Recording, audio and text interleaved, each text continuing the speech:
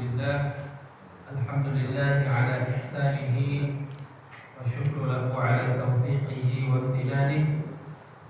Asyhadu an la ilaha illallah wahdahu la syarika lah ta'ziman li sya'nihi wa asyhadu anna Muhammadan 'abduhu wa rasuluhu ad-da'i ila ridwanihi. Jemaah kaum muslimin Masjid Ar-Rayyan yang senantiasa dirahmati dan dimuliakan oleh Allah Subhanahu wa taala. Alhamdulillah, pada kesempatan ini kita masih diberikan kesempatan oleh Allah Subhanahu wa taala, masih diberikan petunjuk oleh Allah Subhanahu wa taala,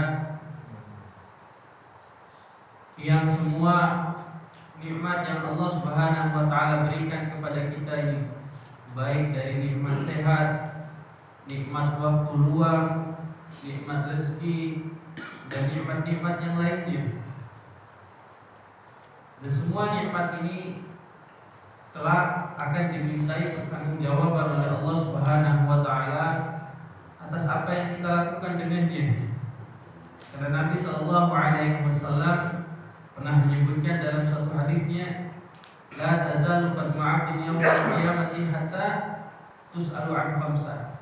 Seorang hamba pada hari kiamat tidak akan beranjak kakinya, tidak akan sampai kepada tempat yang selanjutnya sampai dia akan ditanya tentang 5 perkara, dan itu semua tentang kenikmatan yang Allah Subhanahu wa taala berikan.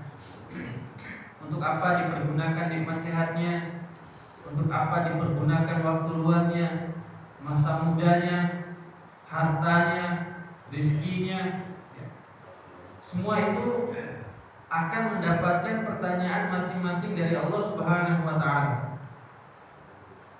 Dan sungguh beruntung orang-orang yang senantiasa mempergunakan semua nikmat yang Allah Subhanahu wa taala berikan itu dengan menambah ketaatan kepada Allah Subhanahu wa taala.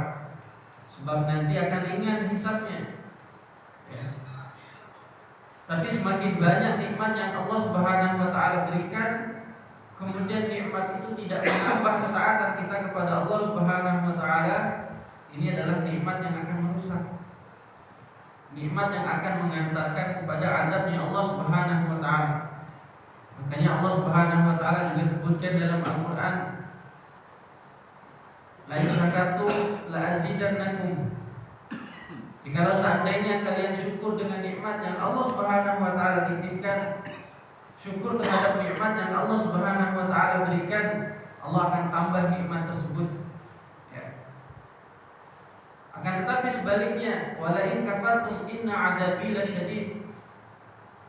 Apabila seorang hamba tersebut kufur dengan nikmat yang Allah Subhanahu wa taala berikan, kufur dengan nikmat yang Allah Subhanahu wa taala limpahkan kepadanya dari harta, kesehatan, rezeki dan waktu luang, semua nikmat yang Allah Subhanahu wa taala berikan tidak menambah keimanan dia kepada Allah, tidak menambah nilai ibadah dia kepada Allah, maka ini akan berubah menjadi azab yang sangat pedih kata Allah Subhanahu wa taala.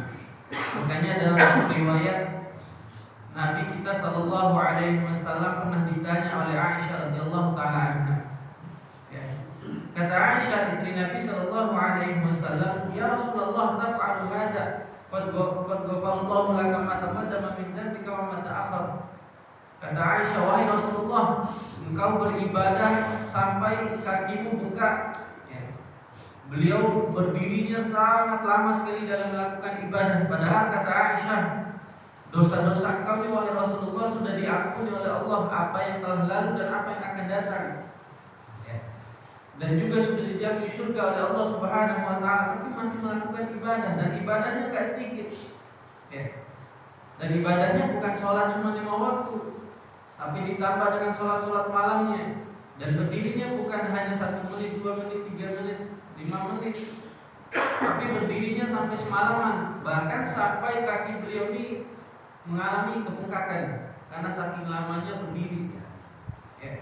Makanya kata Aisyah, taf'alu hadza, engkau melakukan ini wahai Rasulullah. Maka kata Nabi sallallahu alaihi wasallam, "Ya Aisyah, afala akunu 'abdan syakura?" Tidakkah pantas bagiku menjadi hamba yang bersyukur? Lihatlah jemaah yang dimuliakan Allah, bagaimana Nabi kita sallallahu alaihi wasallam membalas semua nikmat yang Allah Subhanahu wa taala berikan itu dengan ibadah. Dan nikmat yang Allah berikan kepada Nabi sallallahu alaihi wasallam sungguh luar biasa. Telah dijamin dosa-dosanya diampuni oleh Allah, dijamin masuk surga oleh Allah Subhanahu wa taala, menjadi manusia teladan seluruh manusia. Maka Nabi sallallahu alaihi wasallam membalas semua nikmat yang Allah Subhanahu wa taala berikan itu dengan apa? Memperbanyak ibadah kepada Allah Subhanahu wa taala. Jadi ini jemaah yang dimuliakan Allah, semoga kita semua termasuk orang-orang yang menjaga amal ibadah kita di hadapan Allah Subhanahu wa taala. Walaupun enggak banyak ya, walaupun tidak banyak ibadah yang dilakukan, tetapi jika ibadah tersebut mengandung keistiqomahan dan juga mengandung keikhlasan kepada Allah Subhanahu wa taala, maka itu sebaik-baiknya amal. Kata Nabi sallallahu alaihi wasallam, khairul a'mal adwamuha wa iqwal. Sebaik-baiknya amal perbuatan yang dilakukan walaupun sedikit tapi rutin, ya, ketimbang langsung mengerjakan sekaligus, setelah sekaligus itu ditinggalkan, dilepas. Misalnya dia mencoba ingin melakukan ibadah sholat tahajudnya, saya coba deh, baru pertama sholat tahajud dia langsung sholatnya 12 rakaat misalkan, habis itu nggak pernah lagi melakukan sholat tahajud. Nah ini namanya borong, tapi sekaligus setelah itu ditinggalkan. Ya, mending sedikit-sedikit tapi dilakukan secara rutin, mengandung istiqomahan kepada Allah Subhanahu wa taala. Dan jemaah yang dimuliakan Allah Subhanahu wa taala, Allah Subhanahu wa taala telah mensyariatkan kepada seluruh hambanya kewajiban-kewajiban. Ada kewajiban yang harus seorang hamba itu lakukan untuk meraih surganya Allah Subhanahu wa taala. Ada juga amalan-amalan sunnah yang Allah Subhanahu wa taala dan Rasulnya tetapkan sebagai pembantu amalan wajib. Dan Allah Subhanahu wa taala menjadikan 5 pondasi dasar untuk seluruh manusia dan untuk membuat mereka bisa dekat kepada Allah Subhanahu wa taala dengan 5 kewajiban ini. Ya. Maka manusia dibuatlah kewajiban untuk mendekatkan diri kepada Allah Subhanahu wa taala. Karena kalau tidak adanya kewajiban, tidak adanya tanggung jawab, ya, maka banyak manusia yang lalai. Ya, ada kewajiban saja masih banyak yang lalai. Ya. Maka Allah Subhanahu wa taala buat kewajiban ini agar manusia menjadi lebih dekat dengan Allah. Ada rasa tanggung jawabnya dengan Allah. Ya. Pertama, Allah Subhanahu wa taala telah mewajibkan kepada seseorang itu syahadat. Ya. Dan syahadat ini mengandung makna yang luar biasa. Maka seorang muslim wajib dia mengetahui tentang makna dan hakikat la ilaha illallah Muhammadar Rasulullah. Karena ini adalah kunci pembuka. Karena ini adalah kunci untuk masuknya ke dalam surganya Allah Subhanahu wa taala. Kunci pembuka amal-amal ibadah yang lainnya. Maka ketika kita ingin masuk masjid misalkan, maka seseorang harus melewati pintunya. Dia harus membuka pintunya, kemudian dia masuk ke dalam masjid tersebut. Maka untuk masuk ke dalam kewajiban-kewajiban yang lain, seseorang harus mengucapkan 2 kalimat syahadat, kemudian dia memahami tentang hakikat syahadat tersebut, apa saja makna-makna yang terkandung di dalamnya. Ya. Karena lewat 2 kalimat syahadat ini, seseorang akan mengerti tentang maknanya ikhlas. Oh, ternyata seperti inilah harusnya ibadah. Ya. Ternyata seperti inilah harusnya kita beribadah kepada Allah Subhanahu wa taala. Nah, dalam kata la ilaha illallah mengandung 2 rukun. Yang harus kita pahami jemaah yang dimuliakan Allah Subhanahu wa taala. Dalam kata la ilaha illallah ada 2 rukun. Dan rukun ini harus saling ada di antara satu dengan yang lainnya. Ya. Pertama, pada kata la ilaha, tidak ada Tuhan. Ya, la ilaha, tidak ada Tuhan yang berhak disembah. Dalam kata la ilaha illallah kita meniadakan rukun yang pertama namanya an-nafyu. Meniadakan sesembahan selain Allah Subhanahu wa taala. Artinya yang hanya pantas disembah siapa? Allah. Ya, maka ketika kita mengatakan la ilaha illallah, maka dalam hati kita, seluruh pemikiran kita itu terfokus hanya kepada Allah Subhanahu wa taala. Artinya meniadakan seluruh sesembahan yang lainnya. Kita tinggalkan dulu dunia kita. Kita tinggalkan dulu keluarga kita. Kita tinggalkan dulu jabatan kita sementara. Ya. Karena pada saat sholat seseorang dituntut untuk khusyuk kepada Allah Subhanahu wa taala. Ya. Dituntut untuk khusyuk dalam sholatnya.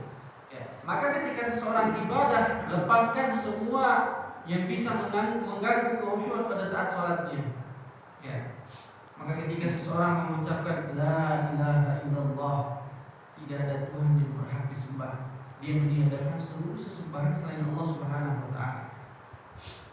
Kemudian rukun yang kedua namanya al-itsbat, menetapkan illallah. Tidak ada Tuhan yang berhak disembah kecuali Allah Subhanahu wa taala. Jadi menetapkan hanya Allah Subhanahu wa taala satu-satunya zat yang berhak disembah. Hanya satu-satunya Allah Subhanahu wa taala yang ada dalam hati manusia. Tidak diberikan ibadah ini kepada yang lainnya. Maka ketika seseorang memahami syahadat kepada Allah Subhanahu wa taala, maka akan timbul kekhusyuan dalam salatnya, akan timbul keikhlasan dalam setiap ibadahnya. Jadi jemaah yang dimuliakan Allah,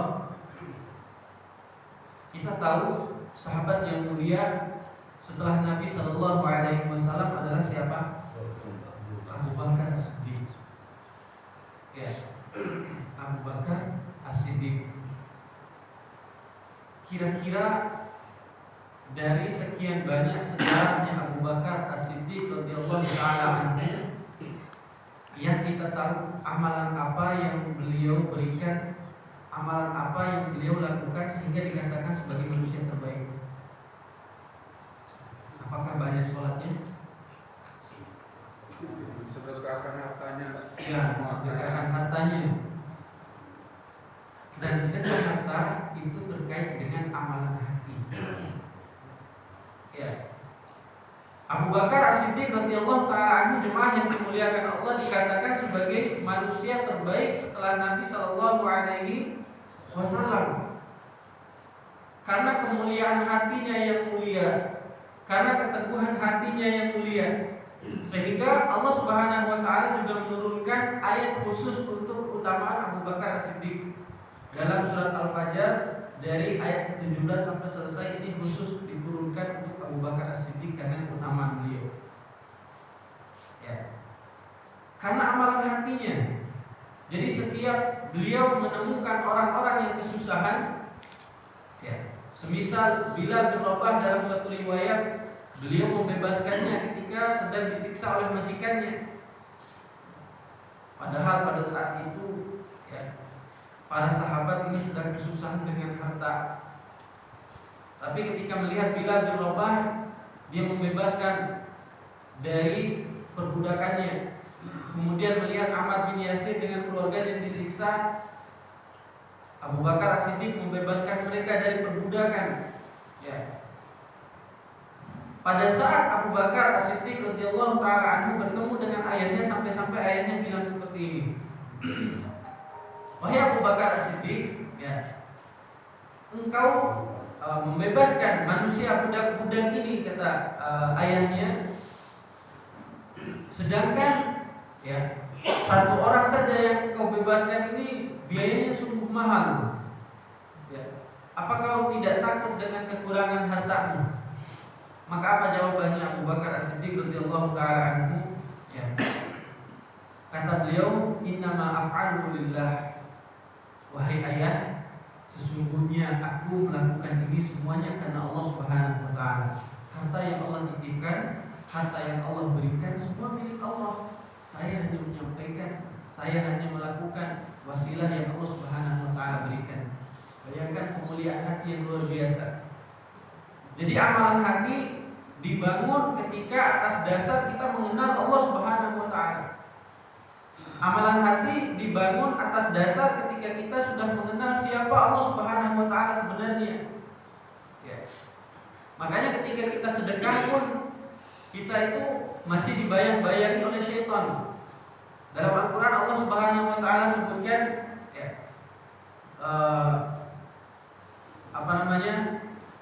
ketika seseorang ingin berinfak, mengeluarkan hartanya, yang dibisik-bisikkan oleh syaitan adalah takut dengan kefakiran.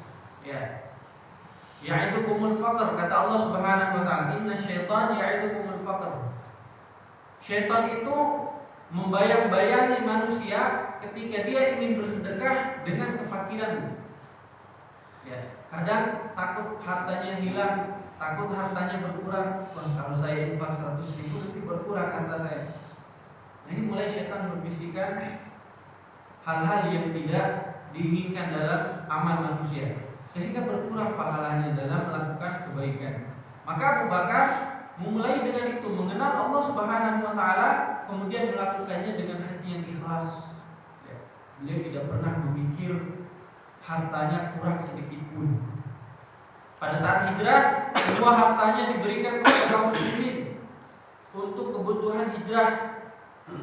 Pada saat perang Tabuk, pada saat perang-perang yang lainnya, ya, tapi tetap Allah Subhanahu wa taala tambah kekayaan beliau. Maka begitu juga dalam sholat kita jemaah yang dimuliakan Allah. Kita mulai dari apa? Mengenal hakikat Allah Subhanahu wa taala. Siapa Allah? Kenapa kita harus memberikan ibadah kita satu-satunya hanya kepada Allah?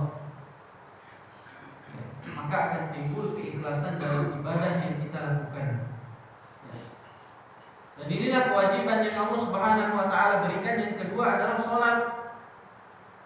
Dan dalam sholat ini Allah Subhanahu wa taala akan melihat siapa yang benar-benar di antara hambanya yang menjadi orang yang beriman kepada Allah, siapa di antara hambanya yang menjadi orang yang hanya mengucapkan lewat lisan tapi tidak pernah mengamalkan dengan perbuatan, atau disebut dengan orang munafik.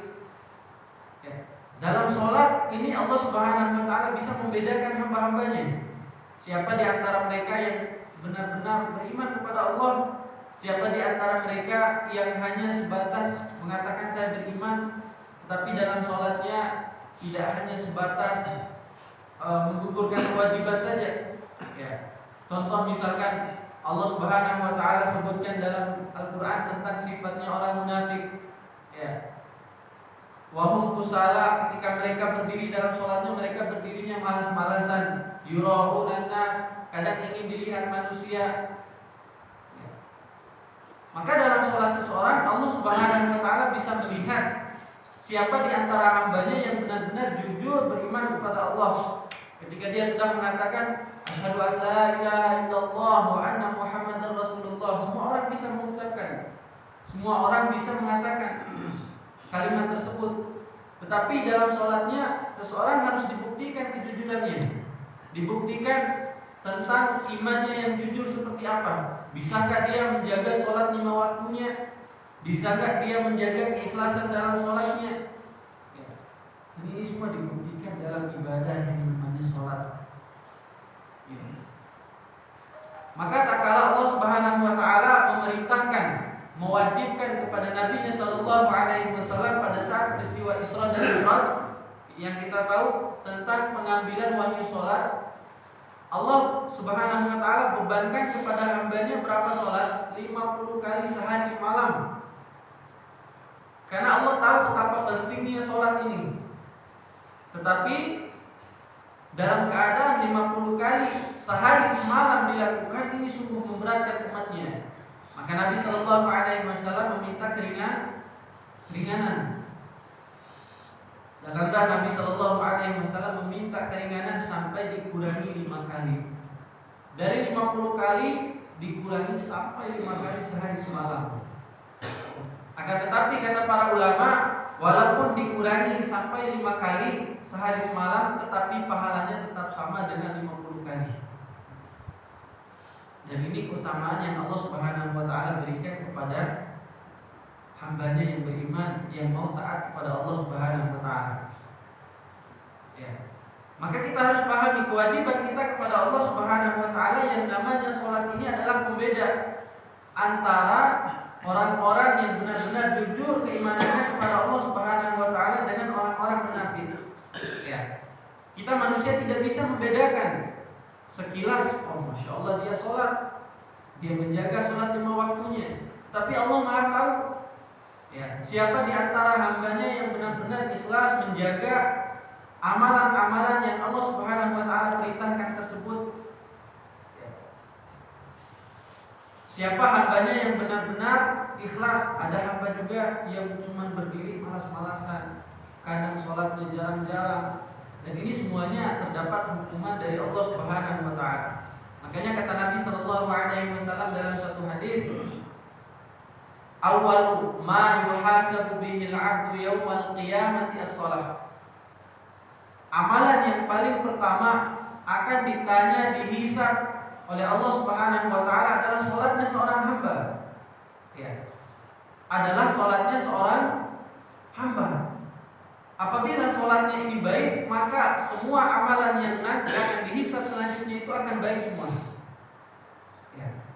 Jadi sholat ini penentu. Kalau sholatnya kurang baik, maka semua amalan yang nanti akan dihisab oleh Allah Subhanahu wa taala setelahnya akan menjadi tidak baik juga. Ini jemaah yang dimuliakan Allah Subhanahu wa taala, betapa pentingnya kita menjaga sholat 5 waktu ini kita. Sehingga kalau ada seorang hamba yang dia ingkar terhadap kewajiban dia yang kedua ini, Allah Subhanahu wa taala menyediakan 3 tempat yang berbeda-beda untuk orang yang senantiasa melalaikan sholatnya. Ya. Ada tempat yang pertama untuk orang-orang yang senantiasa tidak pernah melaksanakan sholat. Ya. Jadi Allah Subhanahu wa taala bedakan. Kalau orang yang melakukan kejahatan, kalau orang yang melakukan keburukan, Allah tidak membedakan nerakanya. Ya. Mereka akan dikumpulkan di neraka jahanam semuanya. Tetapi khusus orang yang meninggalkan sholat, melalaikan sholat, ini ada tingkatan nerakanya masing-masing. Karena berdasarkan hadis Nabi tadi, amalan yang paling utama dihisab oleh Allah Subhanahu wa taala. Salat adalah amalan yang paling pertama dihisab oleh Allah Subhanahu wa taala. Maka dia memiliki keutamaan yang luar biasa. Begitu juga dengan orang yang senantiasa melalaikan, meninggalkan, ya, mengakhir-akhirkan waktunya. Ini semua akan mendapatkan hukuman dari Allah Subhanahu wa taala. Karena dengan sholat ini adalah bentuk tanggung jawabnya seorang hamba atas kewajiban Allah. Maka tempat pertama untuk orang yang tidak pernah sama sekali melakukan sholat namanya neraka Saqar. Dan kata para ulama, dalam neraka ini terdapat seperti kalajengking yang terbuat dari neraka. Ada juga ular yang terbuat dari neraka. Ya, untuk mencabik-cabik tubuh orang-orang yang senantiasa tidak pernah melaksanakan sholat. Kata Allah Subhanahu wa taala, "Ma salakakum fi saqar?" Mereka bertanya kepada penduduk neraka setelah mereka dimasukkan oleh Allah Subhanahu wa taala ke dalam neraka. Apa yang menyebabkan kalian masuk ke dalam neraka? Kemudian mereka mengatakan, "Ya Allah, qalu lam nakum minal musallin." Dulunya kami gak pernah sama sekali melakukan sholat. Ya. Kemudian yang kedua, walam nakunu ta'imul miskin, dan kami juga tidak pernah memberi makan orang miskin. Ya. 2 sebab ini yang membuat mereka dimasukkan oleh Allah Subhanahu wa taala ke dalam neraka yang bernama Saqar. Ini bukan orang kafir jemaah yang dimuliakan Allah, bukan orang yang tidak mengikrarkan syahadat. Mereka muslim. Mereka mengatakan diri mereka beriman kepada Allah Subhanahu wa taala. Tetapi selama hidupnya mereka tidak pernah mengerjakan ketaatan kepada Allah Subhanahu wa taala semisal salat. Sehingga ketika Allah memasukkan mereka ke dalam neraka, Allah sediakan tempat yang bernama apa? Neraka Saqar. Allah sediakan khusus. Ketika Allah tanya, kenapa kalian masuk dalam neraka Saqar? Mereka menjawab, qalu lam nakunna nusalli. Dulunya kami bukan termasuk orang yang sholat. Ya. Jadi mungkin dia terlalu sibuk dengan dunianya semasa hidupnya sampai lupa akan kewajiban sholat-sholatnya. Dia terlalu sibuk mengejar untuk mengumpulkan kekayaan sehingga panggilan Allah Subhanahu wa taala pun tidak pernah dia hiraukan. Ya. Maka Allah balas dengan neraka yang Allah Subhanahu wa taala sediakan khusus. Namanya neraka Saqar. Dan ini kata para ulama, neraka itu sampai menjerit karena saking panasnya. Ya. Jadi api neraka aja sampai menjerit karena panasnya api itu sendiri. Ya. Apalagi bahan yang dimasukkan ke dalam neraka tersebut. Ya. Bahkan dalam Al-Quran Allah Subhanahu wa taala sebutkan bentuk siksaan secara umum. Bentuk siksaan neraka secara umum, kata Allah Subhanahu wa taala, فَإِذَا نَضِجَتْ جُلُودُهُمْ بَدَّلْنَاهُمْ جُلُودًا غَيْرَهَا. Seandainya kulit manusia itu matang, kata Allah, Allah ganti lagi dengan kulit yang baru. Jadi di neraka itu tidak ada matinya. Setiap kali seseorang Allah Subhanahu wa taala siksa, matang kulitnya yang lama, Allah ganti lagi dengan kulit yang baru, begitu terus. Sampai Allah mengatakan dia dzul adzab, sampai dia benar-benar merasakan siksaan neraka tersebut. Ya. Jadi tidak ada matinya. Dan kehidupan di neraka, kehidupan di surga adalah kehidupan yang kekal. Tidak seperti kehidupan kita di dunia. Mungkin kalau kehidupan kita di dunia, kita bisa menghitungnya dengan angka saja. Ada yang umurnya cuma 70 tahun, sudah selesai coba. Tapi ketika di akhirat tidak ada hitungan umur. Tidak ada hitungan umur. Oh, saya umurnya baru setahun, 2 tahun, tidak ada. Kehidupan di akhirat adalah kehidupan yang kekal. Jika seseorang sudah dimasukkan oleh Allah Subhanahu wa taala ke dalam surga, maka dia akan kekal di dalamnya. Tidak ada lagi istilah, wah saya mendapatkan ujian, saya mendapatkan cobaan, tidak ada lagi. Khalidina fiha abada. Ya, mereka ketika sudah masuk ke dalam surga itu enggak ada lagi istilahnya ujian dan cobaan datang silih berganti, enggak ada lagi. Semua akan diberikan kenikmatan oleh Allah Subhanahu wa taala. Tetapi sebaliknya, ketika Allah Subhanahu wa taala masukkan ke dia ke dalam nerakanya Allah Subhanahu wa taala, maka siksaannya tidak akan pernah berhenti. Tidak akan pernah mati orangnya. Dan siksaannya sungguh luar biasa. Tidak akan pernah mati. Bahkan dalam suatu riwayat Allah Subhanahu wa taala mengatakan dalam Al-Qur'annya, kata Allah Subhanahu wa taala, "Walaqad dzara'na li jahannam katsiran minal jinni wal ins." Kebanyakan penduduk neraka jahanam itu adalah dari golongan jin dan manusia. Ya. Karena jin juga diberikan beban ibadah. Wa ma khalaqtul jinna wal insa illa liya'budun. Tetapi kata Allah Subhanahu wa taala, kebanyakan dari mereka penghuni neraka itu adalah dari golongan jin dan manusia. Karena kenapa? Lahum qulubun la yafqahuna biha. Mereka Allah Subhanahu wa taala berikan hati namun tidak mau memikirkan tentang kewajiban-kewajibannya kepada Allah, tidak mau memikirkan tentang hakikat kehidupan, untuk apa dia diciptakan oleh Allah, sehingga Allah Subhanahu wa taala kembalikan dia ke dalam neraka. Walahum a'yunun la yubsiruna biha, mereka punya mata tapi tidak mau menggunakannya untuk ketaatan kepada Allah. Walahum adanun la yasma'una biha, mereka juga punya telinga tapi tidak mau mendengarkan ayat-ayat Allah. Bahkan ketika mendengar panggilan Allah Subhanahu wa taala untuk melakukan sholat saja, Allahu Akbar, masih sibuk dengan urusan ranjangnya tidur. Padahal itu semua merupakan pelanggaran akan kewajiban yang Allah Subhanahu wa taala nanti amalan pertama yang akan dihisab oleh Allah. Itu jemaah yang dimuliakan Allah Subhanahu wa taala. Jadi tempat kembali seseorang yang senantiasa tidak pernah melaksanakan sholat dalam hidupnya, Allah sediakan neraka safar. Ya.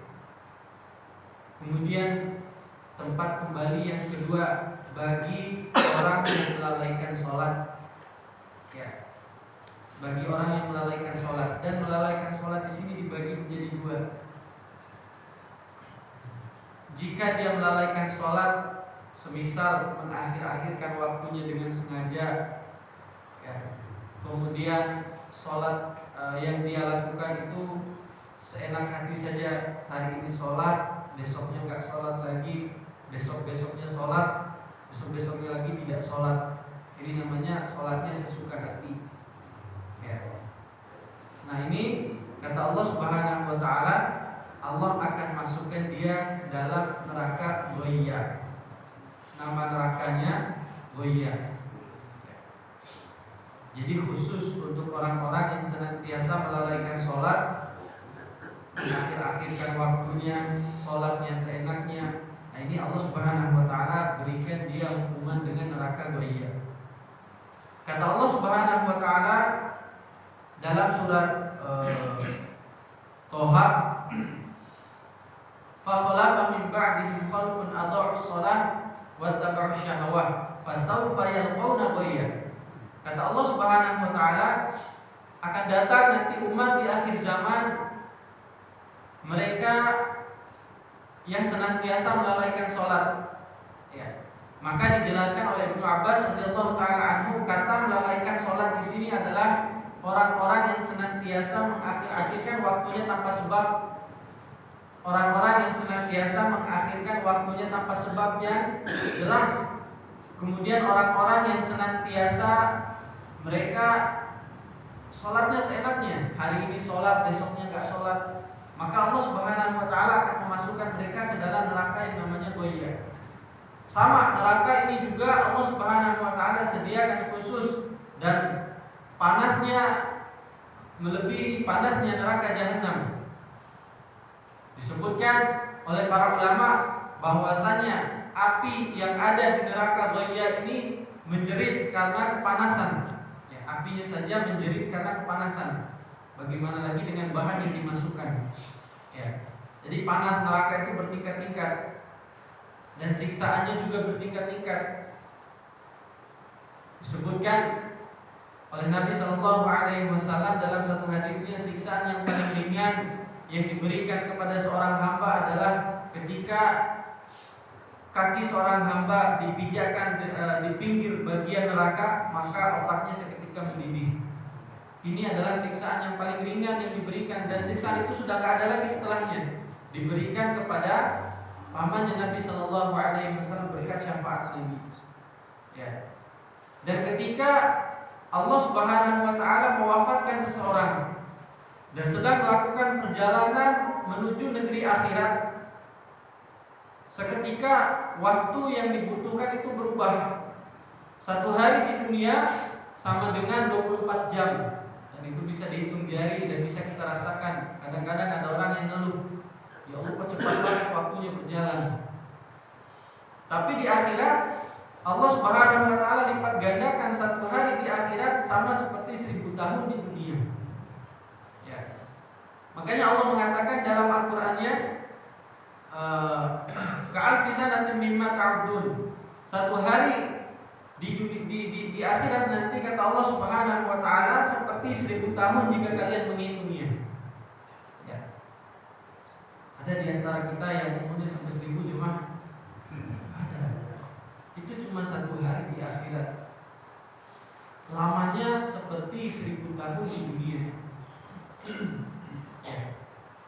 Itu bagaimana ketika Allah Subhanahu wa taala menghendaki kita untuk masuk surga, masuk neraka selama 20 tahun misalkan.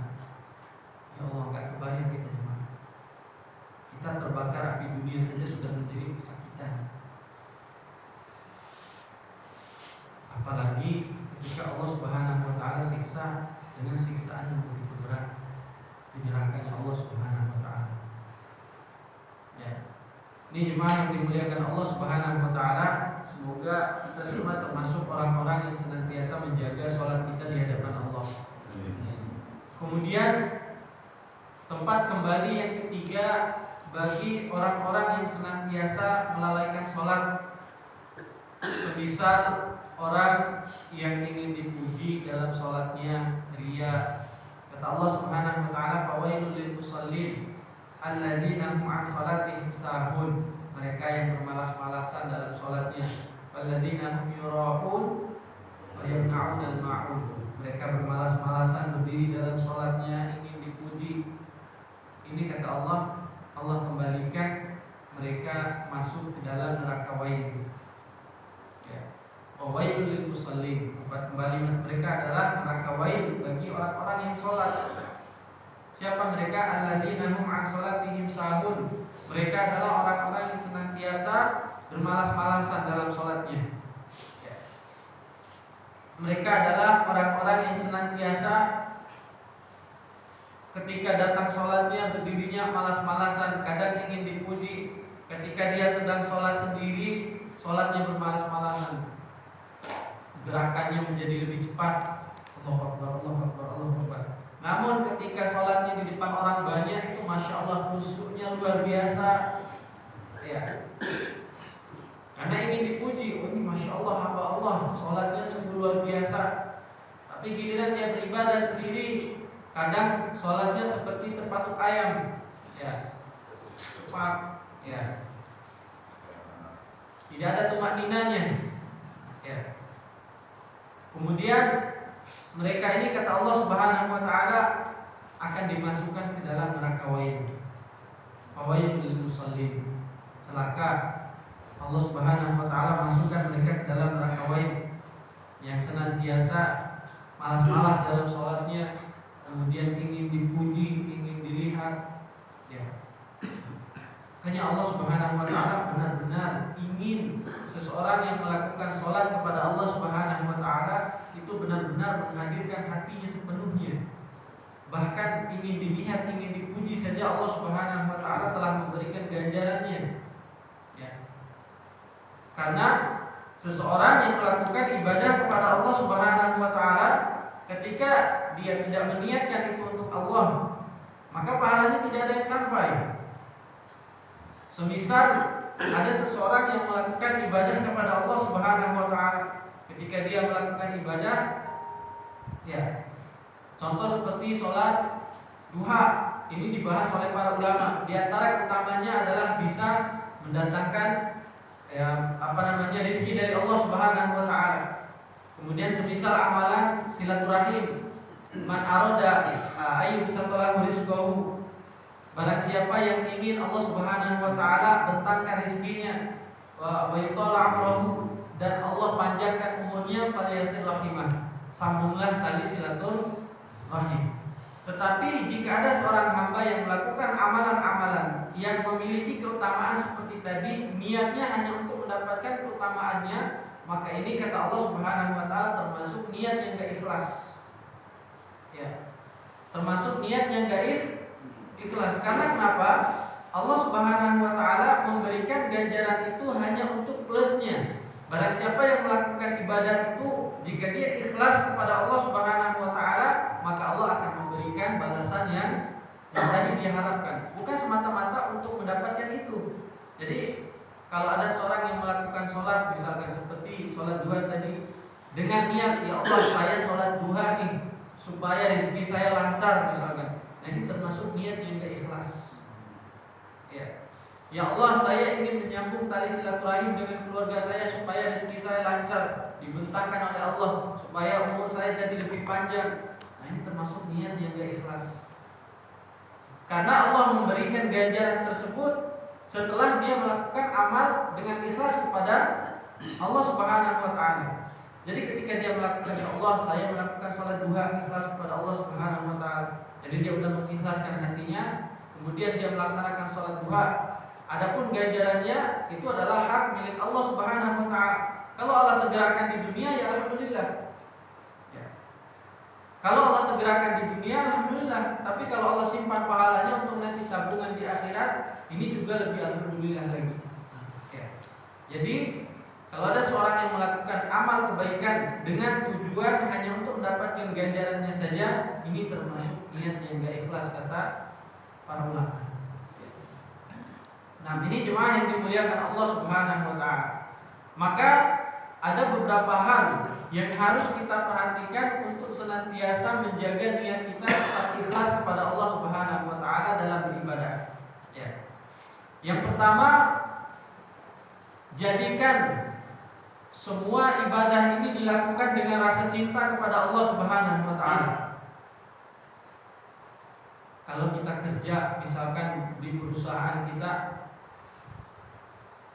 kita diberikan ganjaran terbaik di perusahaan tersebut, dikasih kemewahan, dikasih gaji misalkan 100 juta dengan catatan kerjanya harus lebih giat, lebih semangat. Maka bisa dipastikan kita akan, masya Allah, hadir pun nggak mau kita telat. Ya, ketika kata kantornya kamu harus hadir di sini jam 7.00. Kalau telat dari itu, semua yang tadi diberikan fasilitas dihilangkan. Pasti dia akan berusaha, Pak. Ya, macet-macet pun dia akan terobos. Ya. Karena ini mendapatkan keutamaan tadi. Nilai plus dari yang diberikan dari gaji 100 juta, misalkan rumah mewah, kalau dia bisa tepat waktu hadir di kantornya, akhirnya dia kerjakan dengan semangat. Maka ibadah yang dilakukan oleh seorang hamba harus lebih dari itu. Tumbuhkan rasa cinta. Allah Subhanahu wa taala menyediakan surga bukan hanya sebatas rumah seperti di dunia.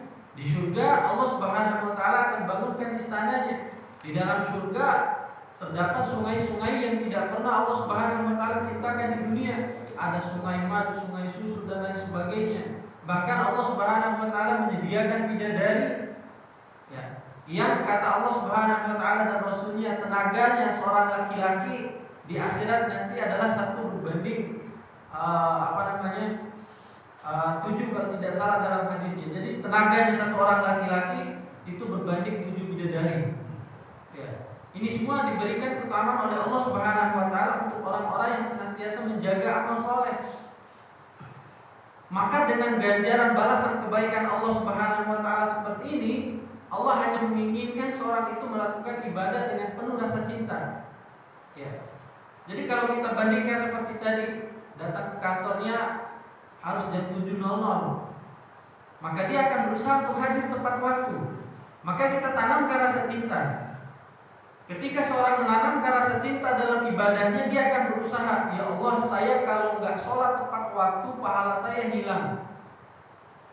Maka ketika dia menanamkan rasa cinta dalam hatinya, dia akan berusaha untuk menjaga waktu sholatnya. Jangan sampai saya telat. Ini kenapa banyak yang telat untuk melaksanakan sholat. Kadang sholatnya dari waktu yang ditetapkan bisa sampai diakhirkan di waktu yang yang sangat jauh. Ya. Karena apa? Tidak memiliki rasa cinta, tidak memiliki rasa keutamaan dalam hatinya. Hilang rasa cintanya untuk melakukan ibadah, sehingga dia bermalas-malasan dalam melakukan. Ya. Tidak memiliki rasa kewajiban yang tinggi untuk melaksanakan ibadahnya, sehingga kadang-kadang nanti aja deh sholat zuhurnya, bisa kali sampai jam 2. Ya.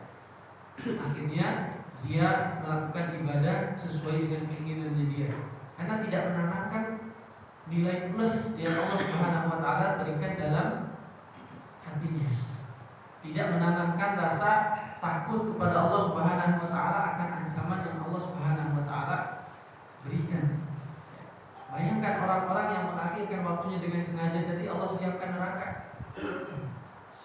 Kemudian kalau dia tanamkan dalam hatinya tentang rasa takut, itu dia akan berusaha untuk menjaga sholatnya tepat pada waktunya. Ya. Ini yang pertama, jemaah yang dimuliakan Allah, seseorang harus menanamkan rasa cinta dalam ibadahnya kepada Allah Subhanahu wa taala, agar dia berusaha untuk menjaga sholat 5 waktunya, agar dia berusaha begitupun dengan amal-amal yang lainnya.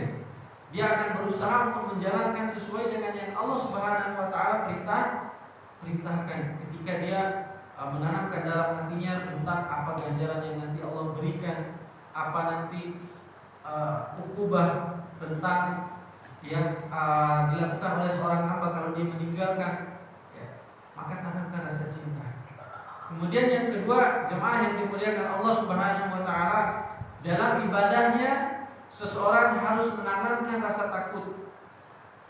Ya, seseorang harus menanamkan rasa takut tentang apa yang Allah Subhanahu wa taala berikan hukuman bagi orang-orang yang senantiasa meninggalkannya.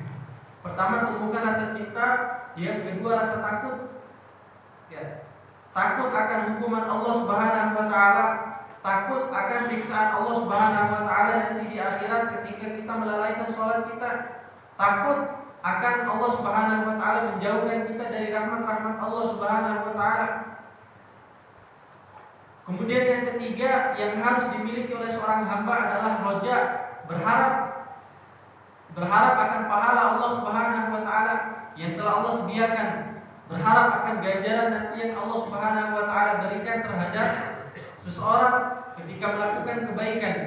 Nah, tiga bentuk syarat ini harus dimiliki oleh seorang hamba. Tidak boleh hanya salah satunya saja. Ini yang harus kita ingat. Kalau salah satunya saja dimiliki, yang lainnya tidak dimiliki, maka dia akan berjalan seperti mobil yang tidak memiliki penggeraknya sebelah. Ya, jadi jalan dengan ban yang tidak memiliki bannya sebelah, jadi jalannya pincang.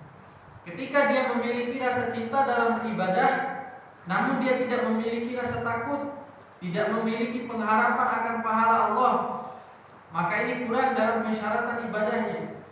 Dia hanya cinta saja, ya Allah saya cinta untuk melakukan ibadah, ya, tapi dia tidak memiliki rasa takut, tidak memiliki pengharapan akan pahala Allah, maka dia akan pincang. Begitu juga dia hanya rasa takutnya kepada Allah, tapi nggak cinta akan ibadahnya. Maka tiga syarat ini harus dimiliki oleh seorang hamba dalam melakukan ibadah, ya, agar ibadahnya menjadi sempurna, keikhlasannya di hadapan Allah Subhanahu wa taala. Kemudian ada amalan-amalan yang harus kita jauhi agar senantiasa Allah Subhanahu wa taala memberikan kita keistiqomahan di atas jalannya. Ya. Kalau tadi tiga amalan yang harus dimiliki oleh seorang hamba dalam ibadah, maka ada amalan yang harus kita jauhi agar hati kita tetap dijaga oleh Allah Subhanahu wa taala di atas kebaikan. Ya. Pertama, jemaah yang dimuliakan Allah Subhanahu wa taala, seseorang hendaklah dia menjauhi dosa dan maksiat kepada Allah Subhanahu wa taala. Dosa dan maksiat kepada Allah, dia akan mendatangkan berbagai macam bentuk hukuman dari Allah Subhanahu wa taala. Yang diantaranya adalah mendatangkan noda di hati manusia. Ketika dia melakukan dosa, ya, semisal memakan harta riba dengan sengaja, ya, kemudian dia melakukan penipuan, kemudian memakan daripada hartanya, ini merupakan dosa dan kemaksiatan yang dia lakukan. Ya, dia menipu orang lain, kemudian hartanya dia makan, ini akan menjadi darah daging dalam tubuh kita. Sedangkan kata Nabi Shallallahu Alaihi Wasallam, kullu sukhtin nabata minal haram fannar aula biha. Segala daging yang tumbuh dari sesuatu yang haram, maka neraka lebih pantas baginya, kata Nabi Shallallahu Alaihi Wasallam. Ya. Kemudian harta yang dia dapatkan dari harta-harta yang haram, ya, dia tidak menjauhi dosa dan maksiat kepada Allah, maka Allah akan memberikan dalam hatinya ini bintik hitam. Sehingga kata Nabi Shallallahu Alaihi Wasallam, kalau sudah ada bintik hitam dalam hatinya, dia tidak akan pernah lagi bisa membedakan yang mana yang baik, yang mana yang buruk. La ya'rifu ma'rufan wa la yunkiru munkaran, kata Nabi Shallallahu Alaihi Wasallam. Maka nanti selama hidupnya dia tidak bisa membedakan, oh ini baik, ini buruk, ini batasan syariat, ini bukan batasan syariat. Ya. Sehingga kata Nabi lebih condong yang dia lakukan apa? La yunkiru munkaran, sehingga dia tidak pernah mencegah terhadap perbuatan yang buruk. Bahkan dia lebih condong untuk melakukan keburukan. Karena efek dari dosa tadi, ya, efek daripada dosa. Bahkan ketika dia meninggalkan sholat dengan sengaja, nggak ada itu rasa takut dalam hatinya, karena sudah Allah Subhanahu Wa Taala tutup dengan dosa. Ketika dia melakukan perbuatan dosa dan maksiat, menipu orang lain misalkan, santai saja, dia nggak ada rasa takutnya di hadapan Allah. Padahal kalau dia menghafal hadis-hadis Nabi Shallallahu Alaihi Wasallam, mempelajari tentang syariat Allah, hukuman bagi orang-orang yang memakan harta haram, kata Nabi, "Fannaru aula biha." Semua daging yang tumbuh dari harta haram, maka neraka lebih pantas baginya. Ya. Jadi kalau hati sudah ditutupi dengan dosa dan kemaksiatan, Allah akan tutup pintu kebaikan dalam hatinya. Kemudian yang ditimbulkan oleh dosa dan kemaksiatan juga adalah Allah cabut rasa manisnya iman dalam ibadahnya. Ya. Allah Subhanahu Wa Taala cabut rasa manisnya iman dalam ibadahnya. Kadang dalam ibadahnya, yang ketika sholat misalkan, yang dia rasakan itu nggak tenang, yang dia rasakan itu seperti hampa, kok nggak ada sama sekali rasanya. Kadang nggak fokus dalam melaksanakan sholatnya. Ya. Kadang pikirannya di tempat yang lain, tapi raganya melaksanakan sholat. Ya. Pikirannya bisa jadi ke perusahaannya, pikirannya bisa jadi ke suatu hal yang lain yang lebih dia pikirkan. Nah, ini Allah cabut rasa kenikmatan dalam hatinya dalam melakukan ibadah karena dosa dan maksiat tadi. Ya. Begitu juga ketika seseorang melakukan perbuatan kemaksiatan kepada Allah Subhanahu Wa Taala, Allah jauhkan dia dari ilmu-ilmu Allah Subhanahu Wa Taala. Ya. Jadi kalau ada orang yang mengeluh, ya Allah, Ustaz, saya sudah berusaha nih menghafal hadis-hadis Nabi, kok nggak masuk-masuk. Nah, ini bisa jadi karena sebab dosa yang kita lakukan. Ustaz, padahal saya sudah duduk semalaman penuh untuk menghafalkan satu ayat, susah banget.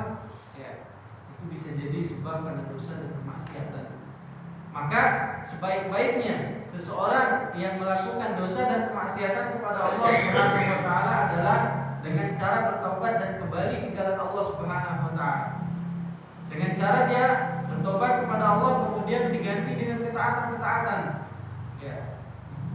Kita tahu sahabat yang mulia Abu Hurairah radhiyallahu taala anhu, dia ini adalah sahabat yang paling banyak meriwayatkan hadis Nabi Shallallahu Alaihi Wasallam.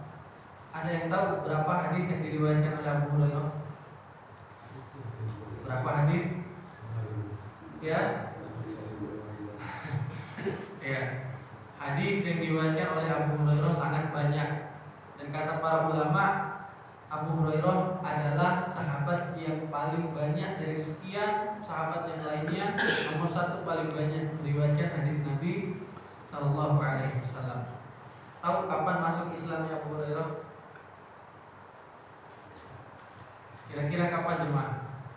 Apakah awal-awal masuk Islam? Tidak. Ya. Abu Hurairah masuk Islam itu terjadi setelah Nabi Shallallahu Alaihi Wasallam melakukan hijrah dari Mekah ke Madinah.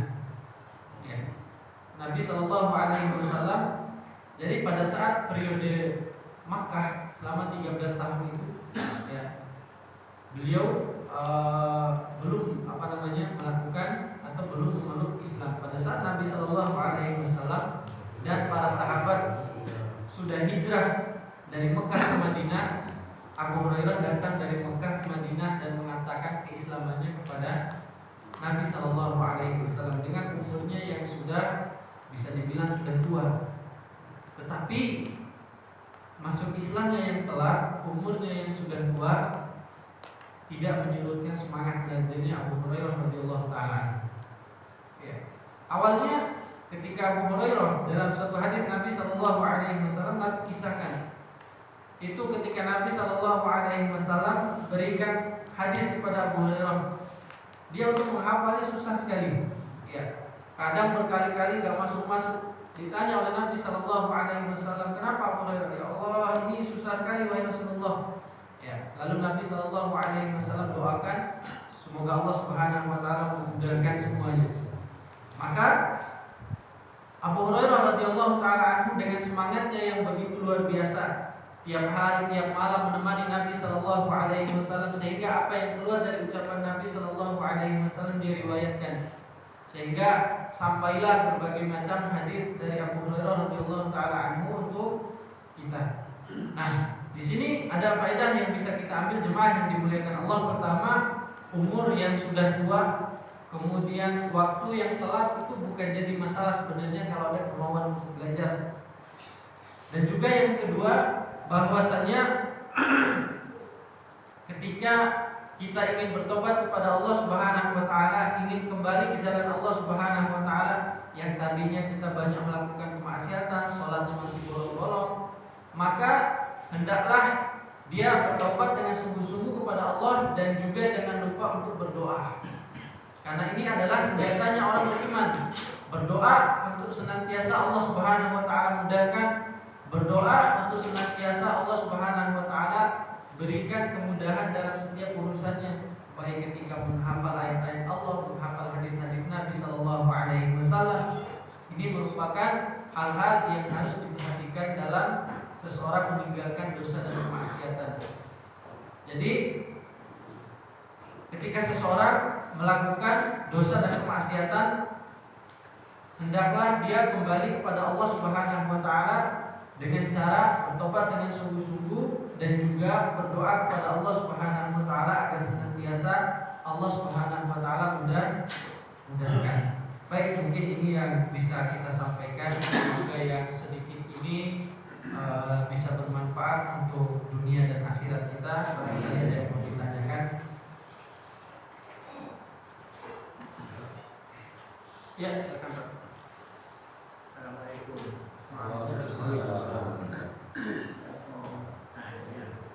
Orang yang tidak pernah sholat di masjid itu bukan Ya. Ya itu aja. Baik, orang yang tidak pernah sholat di masjid hukumnya gimana? Ya. Kalau yang melakukan ibadah di rumah, ya, pertama kita harus bedakan kalau orang yang melakukan ibadah di rumah itu dengan uzur, misalkan karena dia sakit, ketika dia berjalan ke masjid harus menggunakan kursi roda dan lain sebagainya, ini merupakan uzur yang diberikan keringanan oleh Allah Subhanahu wa taala bagi orang-orang yang sakit. Namun ketika orang yang sehat kemudian orangnya masih kuat dan lain sebagainya, lalu dia tidak mau untuk melakukan ibadah di masjid, ya, maka ini sungguh mengurangi keutamaan amal ibadah yang dia lakukan. Bahkan sahabat Nabi Shallallahu Alaihi Wasallam yang bernama Abdullah bin Umi Maktub, sebagaimana kisahnya yang ma'ruf kita tahu, beliau ini adalah orang yang buta. Beliau meminta keringanan kepada Nabi Shallallahu Alaihi Wasallam, ya Rasulullah, saya minta izin untuk sholat di rumah karena saya tidak bisa melihat. Kemudian kata Nabi Shallallahu Alaihi Wasallam, baiklah kalau begitu, apakah kamu mendengar azan? Ya, saya mendengarkan azan, maka penuhilah panggilannya. Ini sahabat Nabi Shallallahu Alaihi Wasallam yang buta, yang beliau minta uzur karena nggak bisa melihat jalan. Tetapi Nabi Shallallahu Alaihi Wasallam lebih mengutamakan kalau dia mampu untuk melaksanakan sholat di masjid. Ini keutamaannya. Bahkan dalam suatu hadis Nabi Shallallahu Alaihi Wasallam dan para sahabatnya pernah ingin membakar rumah para sahabat yang melakukan sholatnya di rumah, ya. Karena mereka sengaja melakukan ibadah di rumah tanpa ada sebab. Nabi Shallallahu Alaihi Wasallam berkata, Waditu an uhriqu hampir saja aku membakar rumahnya orang-orang yang senantiasa melakukan sholatnya di rumah tanpa uzur. Ya. Setelah selesai, pada saat kejadian itu gak ada lagi sahabat yang sholat di rumahnya, semua pergi ke masjid. Inilah yang paling afdalnya untuk laki-laki. Ya. Maka jangan samakan dengan perempuan. Kalau perempuan memang Allah Subhanahu Wa Taala berikan kewajiban atau lebih utamanya di rumah. Ya. Afdalu sholatul mar'i fi baitiha ilal maktubah. Ini untuk perempuan. Sebaik-baiknya sholat yang dilakukan oleh seseorang adalah sholat di rumahnya, kecuali yang wajib. Ya. Wajib ke masjid. Ya. Tapi kalau yang sholat sunnah lebih afdalnya adalah di rumah. Ya. Maka secara hukum yang pertama dia telah melanggar sunnah Nabi Shallallahu Alaihi Wasallam. Kemudian yang kedua, dia tidak mendapatkan pahala penuh dalam melakukan ibadahnya. Ibadah yang harusnya dilakukan di masjid, Allah Subhanahu Wa Taala lipat gandakan sampai 27 derajat. Tapi ketika dia sholat di rumah, dia hanya mendapatkan satu saja. Ya. Namun secara hukum pelaksanaan sholatnya, dia sudah sah dalam melaksanakan sholat. Dia sudah melakukan kewajibannya kepada Allah Subhanahu Wa Taala. Hanya saja dia tidak mendapatkan keutamaan yang banyak ketika berjalan ke masjid. Salah satu keutamanya adalah ketika dia melangkahkan kakinya dari rumah menuju masjid, Allah angkat kaki kanannya, kemudian Allah tambahkan derajatnya. Kemudian setiap dilangkahkan kaki kirinya, Allah hapuskan dosa-dosanya. Dan ini tidak didapatkan bagi orang-orang yang sering melakukan sholat di rumah. Boleh melakukan sholat di rumah dengan uzur, misalkan seperti hujan, dan ini nggak boleh dipaksakan. Atau misalkan karena sakit yang parah, ya tidak bisa melakukan perjalanan ke masjid, nah ini semua merupakan uzur. Tapi kalau tidak ada uzur syar'i, kemudian dia sholat di rumah, maka ini tidak mendapatkan keutamaan yang banyak seperti sholat di masjid. Pertanyaan. Ya. Tempat pekerjaan ada tempat yang luas, terus buat Jumatan, buat sholat berjamaah, sama nggak nilainya dengan masjid seperti ini? Untuk sholat Jumat kalau kita berjamaah di suatu tempat kita bekerja, iya. Ada tempat yang luas, dan kita bisa berjamaah di situ, tidak harus ke masjid yang jauh, maka nilainya sama dengan masjid. Ya. Apakah itu tempat yang luas dikhususkan untuk sholat, apa digunakan untuk tempat yang lain juga, misalkan seperti acara-acara, ataukah memang khusus di tempat yang luas itu buat sholatnya para pekerja, atau gimana? Biasanya kan melakukan di basement itu. Kita tetap ada sholat Jumat di situ. Tapi ada kegiatan yang lain juga di situ, apa gimana? Apa dikhususkan untuk sholat Jumat aja? Oh, khusus sholat Jumat. Sholat yang lain tidak. Tempatnya itu luas dan digunakan terus untuk Jumatan. Untuk 5 waktu tidak di situ. Nah, waktu tidak. Cuma di sholat Jumat digunakan basement. Baik. Secara hukum bahwasanya sholat Jumat itu boleh dilakukan di tanah lapang. Ya, secara hukum boleh dilakukan dengan di tanah lapang yang luas. Jadi Nabi Shallallahu Alaihi Wasallam menyamakan hukumnya dengan sholat Idul Fitri, Idul Adha yang boleh dilakukan dengan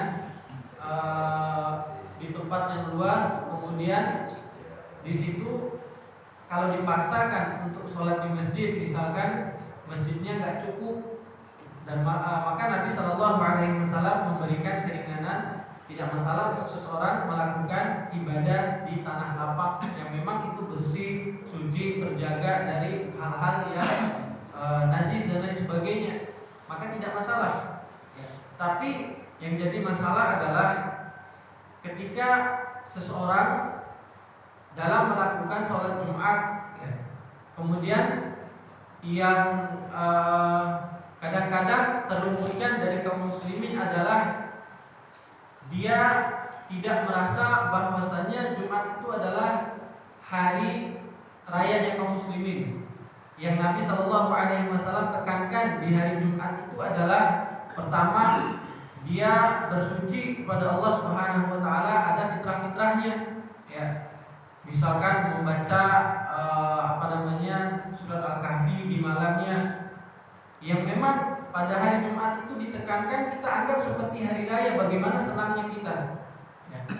Kemudian di siangnya kita mensucikan diri kita dengan memotong kuku, misalkan Sunnah Fitr yang memotong kuku, kemudian memotong kumis, ya, mencukur bulu yang lainnya, ya. Itu merupakan tanda bahwa kita menganggap adanya hari Jumat, ya. Dan juga pada saat menghadiri masjid, yang ditekankan oleh Nabi Shallallahu Alaihi Wasallam adalah datangnya di awal waktu. Siapa yang datang lebih dulu, kata Nabi Shallallahu Alaihi Wasallam, maka dia seperti berkorban unta.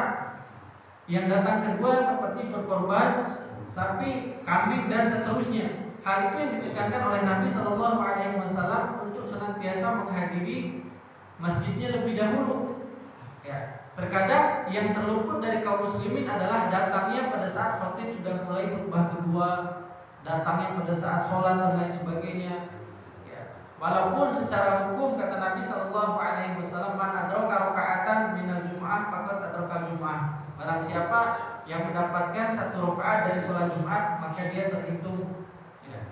Tapi secara hukum yang lebih harus ditekankan adalah bagaimana kita menganggap hari Jumat itu adalah hari yang mulia. Adapun tempat sholatnya, ini kata Nabi Shallallahu Alaihi Wasallam, kalau memang masjidnya tidak bisa mengkondisikan, entah itu terlalu jauh, tapi Nabi Shallallahu Alaihi Wasallam kalau bisa memang jalan itu jauh, ya, ketika melaksanakan sholat berjemaah. Secara hukum tidak masalah. Yang penting tempatnya bisa diikuti. Ya, maksudnya jadi kayak orang ngaklaim ya. Kan gitu jadi harus santai gitu ya. Nanti kalau mau sholat lelaki kan sudah terus sholatnya kunci.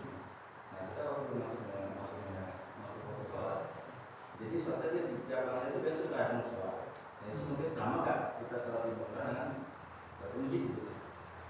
Sama pahalanya. Iya, maksudnya harus itu. Iya. Karena kalau jauh, berarti iya. Kalau untuk pahalanya, wallahu taala alam, apakah sama sholatnya Jumatnya di masjid dengan di tanah lapang, apakah ada pembeda pahalanya dengan sholat di masjid? Wallahu taala alam, mungkin nanti bisa tanyakan ke ustadz yang lebih ahli. Itu saya belum tahu ilmunya. Oh, sholat fardu.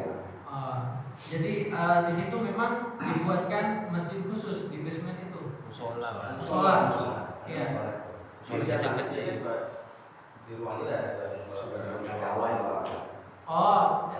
apa namanya? Jadi ada tempat di situ memang tempat sholat, bukan tempat kegiatan yang lain juga. Iya, tidak masalah, karena memang itu sudah dijadikan tempat sholat, maka pahalanya tetap sama. Iya. Iya, musola dan masjid itu sebenarnya sama. Ya, cuman beda nama saja. Kalau musola di Indonesia ini biasanya lebih kecil daripada masjid. Tapi kalau di Saudi musola itu adalah tanah lapang. Jadi bedanya adalah musola itu adalah tempat sholat yang dimana kita bisa di mana saja, mau di lapangan, kemudian yang memang tempat sholat bisa di mana saja. Ketika seorang pergi ke gurun pasir, di mana dia menemukan tempat sholat, itu namanya musola. Tapi kalau masjid itu adalah tempat sujud yang dibuat khusus, memang di situ harus bersih dan lain sebagainya. Cuman beda istilah saja kalau di Indonesia. Ya, musola dan masjid itu sebenarnya sama. Cuman karena kalau kecil musola, kalau gede masjid. Ya, tapi secara hukum tetap sama. Ya. Yang menjadi pelarangan Nabi Shallallahu Alaihi Wasallam ketika dia sholat di rumahnya. Ya, sholat di rumah maka akan mengurangi pahala daripada berjemaahnya di masjid atau di musola seperti tadi. Ya. Apa itu tadi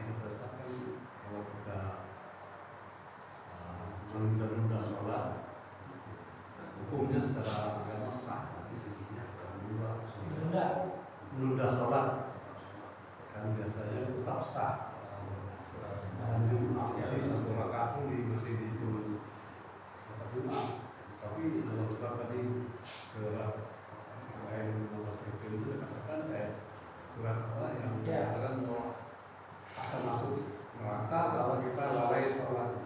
Kan tetap ada tetap masuk neraka. Tapi dikatakan hukumnya sah. Itu gimana? Maknanya itu. Baik, pertanyaannya sangat bagus. Jadi dalam hal masalah melaksanakan ibadah terkhususnya sholat ini ada beberapa hal yang harus kita pahami poin pentingnya tentang masalah uzur dan juga tentang masalah keringanan yang diberikan oleh Nabi diberikan oleh Allah Subhanahu wa taala dan Rasulnya. Semisal kita bahas tentang masalah orang yang mengakhirkan sholat. Disebutkan tadi dalam firman Allah Subhanahu wa taala tentang ancaman bagi orang-orang yang tiga. Pertama, orang yang tidak pernah meninggalkan sholat, tidak pernah melaksanakan sholat sama sekali. Kemudian yang kedua, sering mengakhirkan waktunya dengan sengaja. Apa sebab? Ya, jadi dia hanya mengakhirkan waktunya saja. Misalkan karena main game, ini bukan uzur syar'i, atau misalkan karena ngobrol dengan temannya sampai lupa waktu sholat dan lain sebagainya. Padahal obrolannya bisa diberhentikan, sholat kemudian ngobrol lagi bisa. Tapi ya karena hal-hal yang melalaikan tadi, ya sehingga Allah Subhanahu wa taala memberikan ganjaran. Jadi dilakukan dengan sengaja, diakhirkan dengan sengaja. Ya. Adapun orang-orang yang memiliki uzur syar'i, maka dia diberikan kelonggaran dan keringanan oleh Allah Subhanahu wa taala. Contoh misalkan Nabi Shallallahu alaihi wasallam memberikan gambaran kira-kira mana yang lebih afdol ketika makanan sudah hadir di depan kita di rumah, lalu ada suara azan, Allahu Akbar, Allahu Akbar, sedangkan makanan sudah ada di depan. Kira-kira mana yang lebih afdol, makan dulu atau sholat dulu? Ya, sholat dulu atau makan dulu? Ya, ada yang makan, ada yang sholat. Masya Allah, istilah ulama. Ya, nah di sini Nabi Shallallahu Alaihi Wasallam memberikan gambaran dalam satu hadisnya. Apa namanya? La sholata idza uhdiratit ta'am. Jadi tidak ada sholat bagi orang yang sudah disediakan makanan. Dalam hadis ini bukan bermaksud untuk melarang sama sekali melakukan sholat, tetapi jika sholat itu bisa dia kondisikan dengan tidak mengingat makanan yang ada di depannya, maka sholat lebih afdol. Ya, kalau udah dihadirkan makanan, udah makanannya kebuli, ayam panggang, tiba-tiba ada azan, ya Allah. Akhirnya dia bingung, kira-kira mana? Kalau dia bisa mengkondisikan untuk tidak mengingat makanannya, itu sholat lebih afdol. Tetapi dia makan itu bukan termasuk dosa juga. Sampai misalkan dia makan, tiba-tiba orang sudah selesai sholat. Nah ini bukan kesengajaan yang dilarang oleh syariat. Tetapi Nabi Shallallahu Alaihi Wasallam memberikan keringanan berupa uzur syar'i. Karena kenapa? Sebab kalau dia paksakan untuk meninggalkan makanannya, yang ada dalam sholatnya malah tambah lalai. Ya, tidak mengingat sholatnya, tapi ingat makanan terus. Ya. Ini malah menimbulkan mudarat yang lebih besar. Maka dia habiskan makanannya, kemudian dia sholat setelah selesai. Ini merupakan uzur syar'i. Sama seperti orang yang misalkan dia datang ke masjid sebelum azan, tiba-tiba dia sakit perut. Ya. Tiba-tiba dengan orang azan, Allahu Akbar, Allahu Akbar, kemudian dia ingin mendapatkan keutamaan sholat berjamaah misalkan sampai dia buru-buru buang airnya, tapi masih ada yang tersisa. Nah, akhirnya pada saat sholat sakit perut aja. Nah, akhirnya setelah sholat dia balik lagi ke WC. Nah ini tidak dikenakan karena kenapa? Mengganggu aktivitas sholatnya, akan menimbulkan kemudaratan yang lebih besar. Jadi ada uzur-uzur syar'i yang Allah Subhanahu wa taala dan Rasulnya bolehkan. Ya. Sebagai contoh juga misalkan dalam sholat ketika safar, seseorang boleh meringkas sholatnya. Kok bisa meringkas sholat? Ya, padahal hakikatnya 4 rakaat. Apakah ini termasuk kita bermudah-mudah? Tidak. Tapi ada udzur yang Allah Subhanahu wa taala dan Rasulnya berikan keringanan kepada orang-orang yang memiliki udzur tersebut. Tapi kalau ditinggalkan dengan sengaja, ya diakhirkan dengan sengaja, kemudian lalai dengan sengaja, ini namanya bukan udzur syar'i.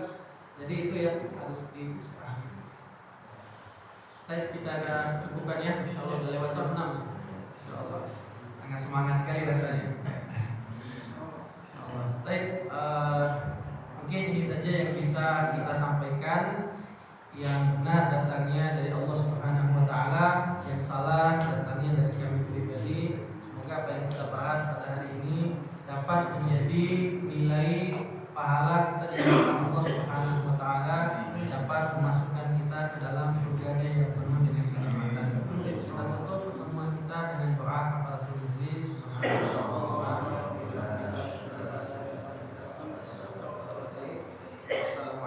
wabarakatuh.